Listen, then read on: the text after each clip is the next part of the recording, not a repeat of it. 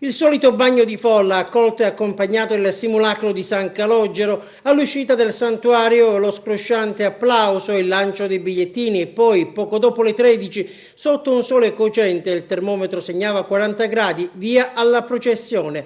Calore dunque, ma anche colori, suoni e lacrime di gioia e di commozione per i tanti numerosi devoti e fedeli che hanno atteso questo momento per baciare e abbracciare il Santo Nero. Bambini, giovani e meno giovani, con l'aiuto dei portatori, raggiungono il volto di San Calogero anche solo per sfiorarlo o accarezzarlo. Gesti dettati dalla fede e dall'amore per saldare il debito per una grazia ricevuta, per un miracolo ottenuto, per invocare una guarigione o semplicemente per chiedere conforto o sollievo. Si sa, il rapporto, il legame tra Agrigento e il copatrono è forte e profondo. La processione per le vie cittadine come tradizione si muove lentamente e il simulacro va avanti e indietro attorno alla folla.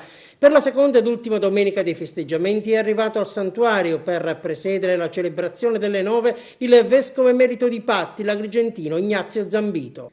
Poi invece la messa delle 11 è stata celebrata dal venezuelano Don Gerard assieme a padre Veneziano, rettore del santuario. Voglio ringraziare il Signore perché abbiamo avuto la grazia, ecco, in questi 8 giorni di preparazione di seguire un itinerario di catechesi propostoci da padre Bastian, ecco, un prete congolese, dicevo io, primo cugino di San Calogero, perché anche lui nero, viene dall'Africa. È stato molto bello questo momento forte perché sono state testimonianze e riflessioni molto provocanti, no? A scoprire il dono della fede e soprattutto nel senso della presenza di San Calogero qui, no? Inviato dal Signore in un momento particolare di persecuzione nella sua terra, è venuto qui per annunciare il Vangelo, per dire che il Signore è vicino a tutti, non è soltanto in Africa. Noi siamo andati in Africa a evangelizzare, ma gli africani non siamo stati noi per prima. Quindi è un momento bello di coinvolgimento popolare. Abbiamo avuto quest'anno per la prima volta anche la benedizione delle mamme in attesa.